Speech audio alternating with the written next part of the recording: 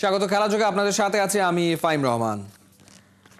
ভুটানের বিপক্ষে জয়ের পরদিন ফুটবলাররা চিল মুডে টিম হোটেলে অফিসিয়াল ফটো সেশনের সময় কাটিয়েছে। বাংলাদেশ টিম প্র্যাকটিস না থাকলেও সিঙ্গাপুর বধের ছক আঁকতে ব্যস্ত হামজা শমিত চোমরা। সময় সুযোগ হলেই টিম প্ল্যান শিষ্যদের মাথায় দিচ্ছেন কোচ কাবরেরা। সিঙ্গাপুর ম্যাচকে সামনে রেখে ঈদের দিনেও প্র্যাকটিস করবে বাংলার ফুটবলাররা। নাইয়ান বিন জসিমের রিপোর্ট। শমিত সোমের কণ্ঠে এ যেন বাঘের গর্জন উঠেছে। Light, camera, action, ready steady গো।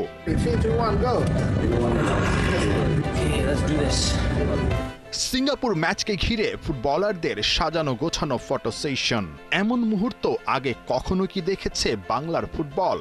দিন বদলেছে। হামজারা নতুন বাংলাদেশের নতুন ব্র্যান্ডের ফুটবলকে পুরো বিশ্বে করিয়ে দিচ্ছেন পরিচয়।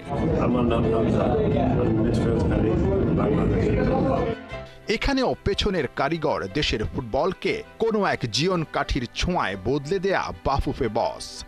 তাবিথ আউয়াল নিজে হাসছেন, পুরো দেশের কোটি ফুটবল প্রেমীদের মুখে হাসি ফুটিয়েছেন আর বুকে তুলেছেন কাঁপন। যে কম্পনে সব ভেঙে চুরে পাগলের মতো মাঠে নিয়ে আসছে দর্শকের স্রোত।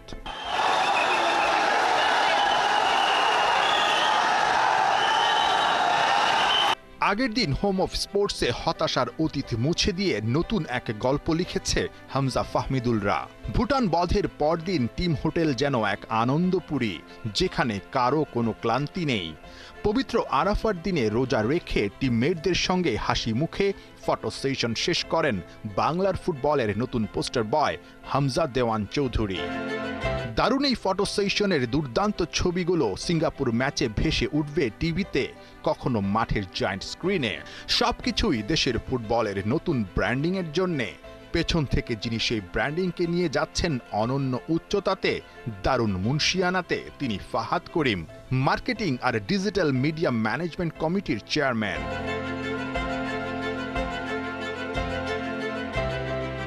ফটো সেশনের ফাঁকে ফুটবলাররা বেশ কিছু জার্সিতে অটোগ্রাফ দিয়েছেন। বুঝাই যাচ্ছে কতটা কদর বেড়েছে বাংলাদেশের জার্সি আর ফুটবলারদের একটা স্মৃতির। দিন বদলের সঙ্গে হামজাদের অটোগ্রাফ ফটোগ্রাফের দাবি আরও বাড়বে। দেশের ফুটবলের গ্রাফটাও উপরেই উঠবে। একদিন এই ফুটবল উন্মাদনা হয়তো বিশ্ব দরবারে লাল সবুজের পতাকাকে নিয়ে যাবে অনন্য উচ্চতাতে।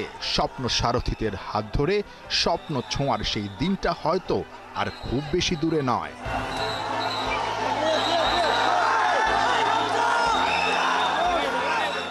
নাহিয়ান বিন জসিম, ৭১। গেট ভেঙে ঢুকে পড়ে দর্শকরা। টিকিটধারী অনেকেই ম্যাচ দেখার সুযোগ পাননি। সমস্যা সমাধানে ভুটান ম্যাচের অভিজ্ঞতা এবার সিঙ্গাপুর ম্যাচে যেন ফিরে না আসে, সেটাই লক্ষ্য বাফুফের কম্পিটিশন কমিটির। প্রস্তুতি নেওয়া হচ্ছে বাস্তব ব্যবস্থাপনার। অনুবাবের রিপোর্ট। ফুটবলের এই জোয়ার যেন হার মানিয়েছে অনেক কিছুকেই। দীর্ঘদিনের জমে থাকা ভালোবাসার বহিঃপ্রকাশ শুধুই কি গোল বলের টানে? না, জামাল তপু সোহেলদের দীর্ঘদিন ধরে পরিচর্যা করে আসা বাংলার ফুটবলের বাগানে নতুন ফুল যেন হামজা, শমিত, ফাহমিদুলরা। সেই কারণেই মাঠমুখী হয়েছে সবাই। এই গণস্রোত সামাল দিতে হিমশিম খেতে হয়েছে আইন শৃঙ্খলা রক্ষাকারী বাহিনীকে। বাংলাদেশ ভুটান ম্যাচে গেট ভেঙে ঢুকে পড়ে দর্শকরা। টিকিটধারী অনেকেই ম্যাচ দেখার সুযোগ থেকে বঞ্চিত হন। বাফুফের ব্যবস্থাপনা কি যথেষ্ট ছিল? গতকাল ম্যাচ ছিল আমাদের একটা প্র্যাকটিস ম্যাচ, আমাদের স্টেডিয়াম বুঝে নেওয়ার, স্টেডিয়ামে কোনখানে লুপ হোলস আছে, কোনখানে ব্যর্থতা, সেগুলো বুঝে নেওয়ার। Cleaning, hygiene, security plus management of entry and exit. আমাদেরও অনেক ল্যাকিংস ছিল, আমাদেরও অনেক শিখার জায়গা ছিল। We have taken that learning. কেউ টিকিট নাম্বার খুঁজে পাচ্ছিল না, সিট। ভলেন্টিয়ারের সংখ্যা কতটা বাড়বে? ভলেন্টিয়ারের সংখ্যা আরও বাড়বে, বিকজ এই খেলাতে আরও বেশি লোক থাকবে। এখানে আনসার বাহিনী নামবে এটার পরে। একটা ফটোকপি দোকানে যান বা অফিসে কোনো কারো বন্ধুর মাধ্যমে প্রিন্ট করেন, আমরা রিকোয়েস্ট করবো আপনার নিজেদের প্রিন্টটা নিজেরা করে ওই ফাইলটা ডিলিট করে ফেলতে। এখানে অনেক অভিযোগ এসেছিল, আমরা ফটোকপি দোকানে যেয়ে প্রিন্ট করেছি, এখানে আমারটা চলছে না। এই পরিস্থিতির পুনরাবৃত্তি যেন না হয়, সিঙ্গাপুর ম্যাচকে সামনে রেখে সচেষ্ট ফুটবল ফেডারেশন। কম্পিটিশন কমিটি করেছে বিশেষ সভা। দিক নির্দেশনা মিলেছে বাফুফে সভাপতি তাবিদ আওয়ালের কাছ থেকেও। প্রেসিডেন্টের পক্ষ থেকে কোনো ধরনের অ্যাডভাইস ছিল কিনা কম্পিটিশন ডিপার্টমেন্টের উপর? প্রেসিডেন্টের পক্ষে ডিসিশন ছিল বাংলাদেশ জাতীয় স্টেডিয়ামে খেলা চলবে। ওটা আমরা কমপ্লেক্স করতে পেরেছি। সো এটার বাইরে প্রেসিডেন্টের ম্যান্ডেট ছিল যে যা যা ভুল হবে উনি জানে, আমরাও জানি ভুল হবে, উনিও অ্যাকসেপ্ট করে নিয়েছে ভুল হবে বা হিকআপস হবে নতুন স্টেডিয়ামে, নতুন একটা সিস্টেমে, আমরা ওটা রেক্টিফাই করবো। ওনার যে ম্যান্ডেট এখন 10 তারিখে যেন ভুলগুলি না হয়, এটা যদি আমরা রেক্টিফাই করতে পারি উনি খুশি হবে। সব টিকিট অনলাইনে বিক্রি হওয়ায় টাকা দিয়েও টিকিট কিনতে পারছেন না বাংলাদেশ ফুটবলের আল্ট্রাস সমর্থকরা। বাফুফে ভবনের সামনে রাত দিন অবস্থান কর্মসূচি চলছেই। কম্পিটিশন ডিপার্টমেন্ট, ফুটবল ফেডারেশন তাদের পক্ষে বা বিপক্ষে কোনো ধরনের সলিউশনে আসতে পেরেছে কিনা, বিকজ তারা ফুটবলের অনেক আর্লি সাপোর্টার। গতকাল যদি আপনি দেখে থাকেন, আলট্রাসা কিন্তু খেলাতে গিয়েছিল, ওনাদের কিন্তু টিকিট দেওয়া হয়েছিল ফুটবল ফেডারেশন থেকে। এটার বাইরে যদি 10 তারিখে খেলার কথা জিজ্ঞাসা করেন, আমার মনে হয় এক্সিকিউটিভ কমিটিকে জিজ্ঞাসা করলে আর একটু বেটার হয়, বিকজ এটা আমাদের উত্তরটা নাই এখন। ভুটান ম্যাচের অভিজ্ঞতা এবার সিঙ্গাপুর ম্যাচে যেন ফিরে না আসে, সেটাই এখন দেখার বিষয়। প্রস্তুতি থাকলেও বাস্তব ব্যবস্থাপনা দিয়েই দিতে হবে সেই উত্তরের প্রমাণ। অর্ণব বাপি, ৭১। ভুটান ম্যাচ জয়ের পর বাংলাদেশ ফুটবল দলে এখন বইছে ঈদের আনন্দ। বাফুফের সভাপতি তাবিদ আওয়ালের কাছ থেকেও মিলেছে বিশেষ ঈদ উপহার। শুধু তাই নয়, ফুটবলারদের পরিবার নিয়ে ঈদের দিন টিম হোটেলে থাকছে বিশেষ আয়োজন। বিস্তারিত পার্থ বণিকের রিপোর্টে। প্রত্যেকটা ম্যাচ জেতার পর ড্রেসিং রুম অবশ্যই সবাই খুব খুশি থাকে। প্রতিনিয়তই হামজার সাথে যখন থাকি ওর কাছ থেকে অনেক কিছু শিখি। মিস্টার তাবিদ আওয়াল সাহেব উনি সবার জন্য বলেছেন যে ঈদের একটা পাঞ্জাবি সবাইকে গিফট করবেন। ভুটানের বিপক্ষে ম্যাচ শেষে জয়ের আনন্দ নিয়ে টিম বাসে হামজারা, তাদের ঘিরে ভক্তদের উচ্ছ্বাস। আর এই জয় বাংলাদেশ দলের ঈদের আনন্দ হয়েছে দ্বিগুণ।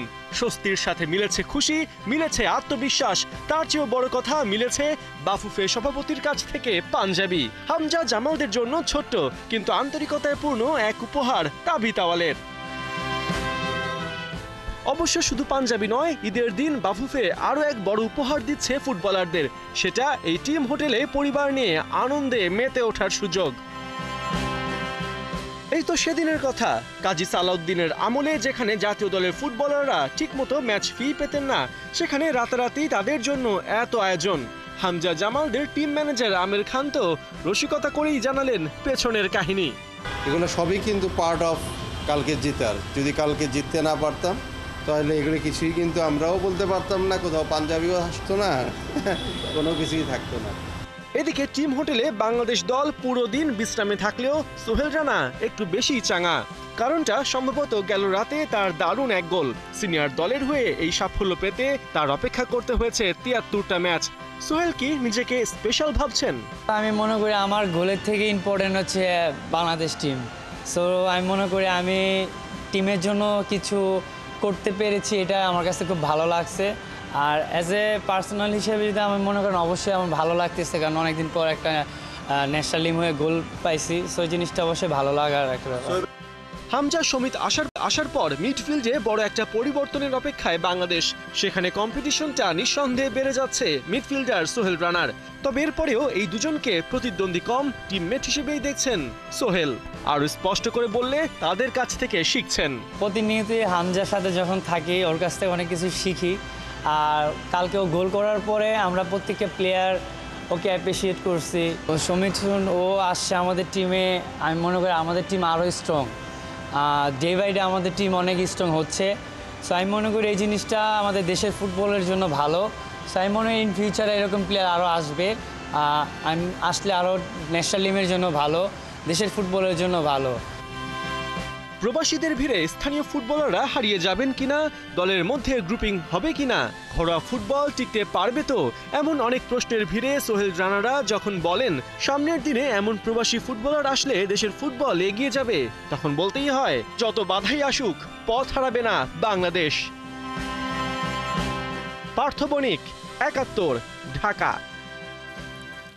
কখনো দেশের সেবায় গায়ে পুলিশের পোশাক, আবার কখনো ন্যাশনাল ডিউটিতে লাল সবুজের জার্সি। বৈচিত্র্যময় জীবন ডিফেন্ডার ইসা ফয়সালের। স্বপ্ন দেখেন একদিন বিশ্বকাপ খেলবে বাংলাদেশ, বিশ্বের বুকে ফুটবল দিয়ে আঁকবেন লাল সবুজের মানচিত্র। 10 জুন সিঙ্গাপুরের ম্যাচকে ঘিরে খেলাযোগের বিশেষ আয়োজন। নবম পর্বে ইসা ফয়সালের ভাবনা শুনেছেন হাসান সজীব। একটা সময় বাংলার বুকে আধিপত্য বিস্তার করেছিলেন ইসা খা, প্রতিহত করেছিলেন মুঘলদের। সে যুগের অবসান হলেও বাংলার ফুটবলে নতুন করে একজন আধিপত্য বিস্তার করছেন, তিনি ঈসা ফয়সাল। গোল রক্ষায় নিজেকে উজাড় করে দিচ্ছেন। ভারতের বিপক্ষে একাদশে নামা হয়নি, সামনেই সিঙ্গাপুর। কতটুকু আত্মবিশ্বাসী এবং আপনি নিজেকে নিয়ে কিভাবে কাজ করছেন, আলাদা কোনো কাজ করছেন কিনা? দেখা যায় যে অনেক ম্যাচে কোচের অনেক ফিলোসফি থাকে, হয়তো ভারত ম্যাচে সে ফিলোসফিটা একটু ভিন্ন ছিল, এই জন্য হয়তো আমাকে খেলানো হয় নাই। তবে আমি আসলে হাল ছাড়ছি না, ইনশাল্লাহ আমার ফোকাসটা আছে, যেহেতু আরও ম্যাচ আছে, ইনশাল্লাহ সুযোগ পেলে আমি ইনশাল্লাহ কাজে লাগাতে চাই। হামজা চৌধুরী আসার মাধ্যমে বাংলাদেশের ফুটবলের পুরো চেহারাটা বদলে গেছে এবং একই সাথে অনেক ফুটবলারের জীবনযাত্রার মান কিংবা তাদেরকে মানুষ নতুনভাবে চিনতে শুরু করেছে, ফুটবলের দিকে নজর রাখছে। এই ব্যাপারটা কেমন লাগে আপনার? এখন ফুটবলে মাশাল্লাহ হামজা ভাই আসাতেই দেখা গেছে যে আমাদের ভিতরে একটা অন্যরকম একটা কিউরিওসিটি জাগতেছে যে না আমরা পারবো, ইনশাল্লাহ সিঙ্গাপুরের সাথে আমরা ভালো কিছু করব। এবং তারা তো প্রবাসী না, আমাদের দেশি ভাই, আমরা তাদেরকে এক্সপেক্ট করি। তারা আসলে দেখা যায় যে আসলে আমাদের টিমটাও অনেক মোটিভেট, অনেক শক্তিশালী হচ্ছে, ইনশাল্লাহ ভালো কিছু হবে। দুইটা কাজ একসাথে করছেন, এইটা বেশ চ্যালেঞ্জের ব্যাপার। এটাকে আসলে কিভাবে সামলান? একসাথে পুলিশের পোশাকও পরছেন, আবার সেই একই গায়ে আপনি লাল সবুজের জার্সিটাও গায়ে জড়াচ্ছেন। গর্বের বিষয়, নিশ্চয়ই আপনার পরিবারে আপনাকে নিয়ে গর্ব করে। দুইটাই আমাকে অনেক আনন্দ দেয়, কারণ আমি দুইটাই মানে পুলিশ হচ্ছে সেবা আর ন্যাশনাল টিম হচ্ছে প্যাশন। তো আলহামদুলিল্লাহ ওভারঅল ভালো। এবং ফ্যামিলি থেকে সবসময় একটা কথাই তারা আমাকে বলে যে এমন কিছু করো না যেন সম্মানের কোনো ক্ষতি হয়। চ্যালেঞ্জটা বড়, সামনে সিঙ্গাপুর এবং একই সাথে প্রবাসীরা আসছে। যেহেতু প্রবাসীরা আসছে, দলে থাকাটা একটু চ্যালেঞ্জ হয়ে যাচ্ছে অনেকেরই জন্য, এবং এটা একই সাথে অনেককে বলছেন আশীর্বাদ এবং অনেকে বলছেন যে এটা দেশীয় ফুটবলারদের খুব একটা কদর করা হচ্ছে না। না, আপনি প্রবাসী বললেন, আসলে তো প্রবাসী না, ওরা আমাদের ভাই, আমাদের দেশেরই তারা ভাই। না, আমি এই জিনিসটাকে পজিটিভলি নেব, কারণ আমাদের দেশের ফুটবল ডেভেলপ করতে গেলে এর ধরনের কিছু ব্যবস্থা নিতেই হবে। কারণ আপনি মালয়েশিয়া দেখেন, মালয়েশিয়াও সেম কাজ করছে। তো যাক, আলহামদুলিল্লাহ তারা আমাদের দেশি ভাই, তারা আমাদেরকে হেল্প করবে এবং আমরাও তাদেরকে ওইভাবেই এক্সপেক্টটা করি যে আমরা ভাই, এখানে প্রবাসী কে বাংলাদেশি ডাজেন্ট ম্যাটার, আমরা দেশকে রিপ্রেজেন্ট করতেছি, এটাই মূলত। একদম যদি ছোট্ট করে জানতে চাই, আপনার জীবনের লক্ষ্যটা কি? ফুটবল দিয়ে কি করতে চান, স্বপ্নটা কি? ইনশাল্লাহ পুলিশ টিমে আসি, আমার স্বপ্ন হচ্ছে পুলিশ টিম যে কোনো একটা ট্রফি হয়, ফেডারেশন কাপ, লিগ, একটা ট্রফি ছুঁয়ে দেখবো ইনশাল্লাহ। হ্যাঁ, তা তো অবশ্যই। আসলে দেখেন, যদি আপনি স্বপ্ন না থাকে তাহলে তো আপনি ওই কাঙ্ক্ষিত লক্ষ্যে পৌঁছাতে পারবেন না। যে আপনার যে কোনো একটা এম থাকতে হবে যে না, আমাকে এই জিনিসটা করতে হবে, আমাকে এখানে যেতে হবে, তাহলে তো পসিবল। হয়তো দেখা গেছে যে আমার জেনারেশন পাবে না বা অন্য জেনারেশন আসবে, তো ইনশাল্লাহ টুডে অ্যান্ড টুমোরে ওয়ার্ল্ড কাপ খেলবো। এবং আমি এটাও আশা করি যে আমাদের যে ভাইরা আসতেছে আমাদের টিমে হেল্প করার জন্য, ইনশাল্লাহ এটা পসিবল বলছিলেন যে ঈসা ফয়সাল যেভাবে আসলে ঈসা খায় একটা সময় এই বাংলার বুক থেকে বিতাড়িত করেছিলেন মুঘলদের আক্রমণ, একই সাথে ঈসাও প্রতিহত করতে চান যে কোনোভাবেই গোল দেয়া যাবে না। তিনি স্বপ্ন দেখছেন অনেক দূরের, তার স্বপ্নের মতোই আরও অনেকেই স্বপ্ন দেখছেন, অনেকের চোখে আসলে ফুটবলটাকে এগিয়ে নেওয়ার স্বপ্ন, এবং অনেকেই চান যে বাংলাদেশের ফুটবলটা একটা সময় পৃথিবীর সব জায়গায় রাজ করবে, বাংলাদেশকে নিয়ে সবাই কথা বলবে। এক হামজা চৌধুরীর মাধ্যমে বাংলাদেশের ফুটবলে যেভাবে নতুন জোয়ার শুরু হয়েছে, সে জোয়ার আসলে কোথায় গিয়ে ঠেকবে সেটা এখন দেখার বিষয়। হাসান সজীব, ৭১, ঢাকা।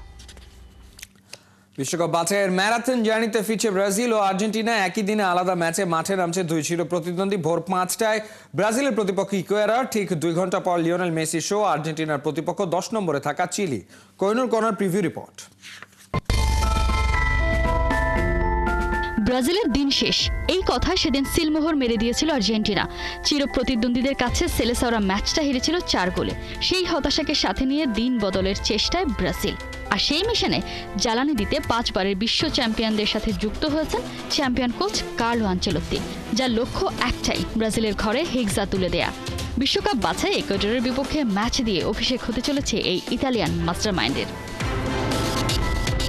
কনমেবল অঞ্চলের বিশ্বকাপ বাছাই ব্রাজিল আছে ৪ নম্বরে, অন্যদিকে ইকুয়েডরের অবস্থান ২-এ। তবে এই ম্যাচে জিতলে ইকুয়েডরকে হটিয়ে সেলেসাওরা পৌঁছে যাবে নম্বর 2-তে। দুই দলের হেড টু হেড পরিসংখ্যানে ফেভারিট হয়েই মাঠে নামছে আনচেলত্তির শিষ্যরা। এখনো পর্যন্ত 36 বারের লড়াইয়ে ইকুয়েডরের জয় মোটে 2 ম্যাচে, বিপরীতে ব্রাজিল জিতেছে 36 ম্যাচ। দুই দলের শেষ ফেস অফে ব্রাজিলের ঘরে ইকুয়েডর ম্যাচটা হারে 1-0 গোলে। শুধু তাই নয়, এই দলটার বিপক্ষে শেষ 13 ম্যাচ অপরাজিত 5 বারের বিশ্ব চ্যাম্পিয়নরা। তবে খেলাটা যখন ইকুয়েডরের ঘরে তখন চিন্তা বাড়তেই পারে। ঘরের মাঠে শেষ 7 ম্যাচ অপরাজিত দলটা। এদিকে বিশ্বকাপ বাছে শেষ 4 ম্যাচ জয়হীন ব্রাজিল। 14 ম্যাচের 3টিতে ক্লিনশিট ধরে রাখতে পেরেছে অ্যালিসন বেকাররা। একদিকে বার্সেলোনার উইঙ্গের রাফিনিয়া, অন্যদিকে রিয়াল মাদ্রিদের ভিনিসিয়াস জুনিয়র। দুই জায়ান্ট ক্লাবে 2 ফরওয়ার্ড আনচেলত্তির সম্ভাব্য লাইন আপের ফ্রন্টলাইনের মূল অস্ত্র। ক্যাসিমিরো, অ্যান্টনি, রিশার্লিসনদের নিয়ে ইকুয়েডর বধের কৌশল সাজাবেন ডন কার্লো। এদিকে অসম লড়াইয়ে নামছে আর্জেন্টিনা। টেবিলের শীর্ষে থেকে সবার আগে বিশ্বকাপের টিকিট কেটেছে ডিফেন্ডিং চ্যাম্পিয়নরা। চিলি আছে টেবিলের 10 নম্বরে, প্রায় ছিটকে গেছে বিশ্বকাপ খেলার রেস থেকে। দুই দলের অতীত পরিসংখ্যানে যোজন এগিয়ে আর্জেন্টিনা। চিলির বিপক্ষে 97 লড়াই আলবিসেলেস্তেদের জয় 64 ম্যাচে, চিলি জিতেছে কেবল 8টিতে। চিলির বিপক্ষে শেষ 8 ম্যাচ অপরাজিত আর্জেন্টিনা। শেষ 5 ম্যাচের 4টিতেই জিতেছে আলবিসেলেস্তেরা। এদিকে বিশ্বকাপ বাছে 14 ম্যাচে 2 জয় চিলির, শেষ 12 ম্যাচে জয় মাত্র 2টা। চিলির বিপক্ষে ম্যাচটা আর্জেন্টিনার জন্য শুধুই নিজেদের ঝালিয়ে নেয়া। এই ম্যাচ দিয়ে ইনজুরি কাটিয়ে ফিরছেন লিওনেল মেসি। তবে দলে আছে একাধিক ইনজুরির খবর। লিসান্দ্রো মার্টিনেজ, দিবালা বসে গেছেন সাইড বেঞ্চে। লাউতারো মার্টিনেজকে নিয়েও আছে শঙ্কা। বিশ্বকাপ বাছে ম্যাচ বাকি আর মাত্র 4টা। স্কালোনের লক্ষ্য এখন একটাই, জায়ান্টের তকমা লাগিয়ে ব্যাক টু ব্যাক বিশ্বকাপ জেতা। কোহিনুর কণা, 71। এই ছিল এই মুহূর্তের খেলাযোগে সরাসরি সংবাদ অনুষ্ঠান দেখতে চোখ রাখুন 71-এর ফেসবুক পেজ এবং সাবস্ক্রাইব করুন 71-এর ইউটিউব চ্যানেলে। 71-এর সাথেই থাকুন।